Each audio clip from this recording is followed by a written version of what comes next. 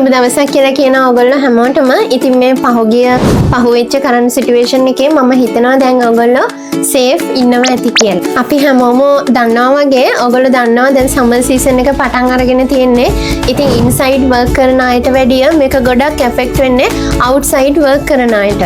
ඉතින් මේ සිටුේෂන් එකේ ඔයගොල්ලන්ට පුළුවන් 2-3 ලීටර් වෝටර් බොන්න, ඒ කියන්නේ වතුර පානය කරන්න පුළුවන්. තව දෙයක් විශේෂම දෙයක් ඔයගොල්ලන්ට පුළුවන් උදෑසන 11 ඉඳලා හවස 4 වෙනකන් පුළුවන් නම් අවුට්සයිඩ් වැඩ කරන අයට ඔයගොල්ලන්ට පුළුවන් කවර් වෙලා ඉන්න. මොකද ඒ ටයිම් එකේ හීට් ලෙවල් එක ගොඩක් අප් වෙන ටයිම් එකක්. ඒක ගොඩක් එෆෙක්ට් වෙනවා අපේ බොඩි එකට.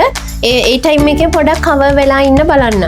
ඒ වගේම ඔයගොල්ලන්ට පුළුවන් තව ජූස් වගේ දේවල්, ඒ කියන්නේ වෝටර්මිලන් එහෙමත් නැත්නම් කියුකම්බර් ඒ වගේ බොඩි එක කූල් කරන ජූස් වර්ග අරගන්නත් පුළුවන් ඔයගොල්ලෝ වර්ක් ටයිම් එකේ. ඒක ගොඩක් හොඳයි බොඩි එකට.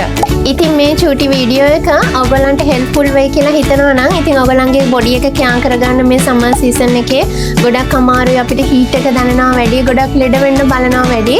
ඉතින් සේෆ් වෙන්න හැම වෙලාවෙම thank you.